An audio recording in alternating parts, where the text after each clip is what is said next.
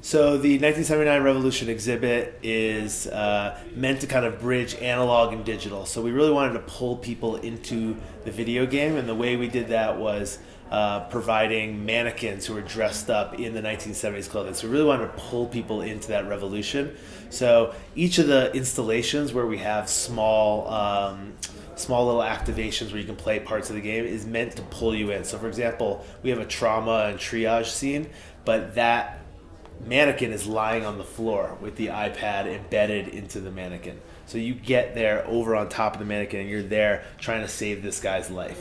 Or one of the stations is an interrogation. You sit at a table and the mannequin is very threateningly looking down at you while you're participating in this. Or in the middle, we have what's it like to be in a protest, in a massive protest. So we've surrounded the iPad with other mannequins so you feel as if you're part of a crowd. So that, and then we grabbed some 1970s tape recorders and we recorded a lot of the oral histories, and so you could listen on these old tape recorders the history. So we try to pull you into the 70s.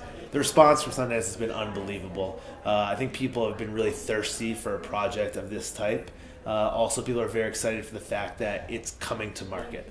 You know, this is a product. This is not just an experience that we're doing. This is something that's actually going to have something that you can buy in only a short couple of months. And I think directors and storytellers need to get their hands dirty. You know, I think there are people exploring it and experimenting with stuff, but I'm not really quite seeing it yet in a massive adoption. You know, and I think that's really just a matter of timing. People just need more reps of this stuff. They need more exposure to it. And also it needs to be something that can be created into a product. You know, I mean, if you have somebody who wants to experiment with something, but it doesn't have a clean distribution method, it can be very difficult for them to decide to spend the time doing that versus a film. So I think more and more people are doing it. I think Oculus, obviously, in the VR world is pushing forward that on a lot of fronts. People now, you know, they're not really yet in people's homes, but they're at so many events that at least I think a lot of people have experienced it, and that's just the beginning of really firing up people's imaginations about what they can do.